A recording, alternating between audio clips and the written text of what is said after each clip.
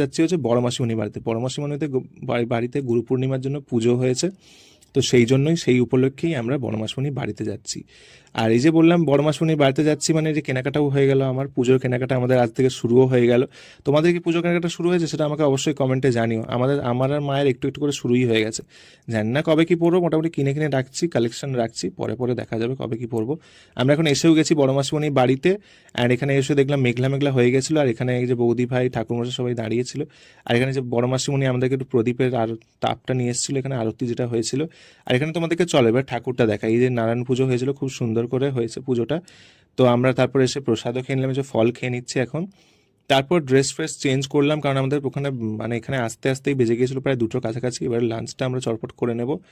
লাঞ্চে আজকে প্রচুর রান্নাবান্না করেছিল বড় মাসিমণি, মানে এখানে 4 রকমের ভাজা করেছিল, তার সঙ্গে ছিল ডাল, আর তার সঙ্গে আলু পোস্ত আমার ফেভারিট, আর তার সঙ্গে ছিল সয়াবিন আলুর তরকারি, আরও আচার আচার এইসব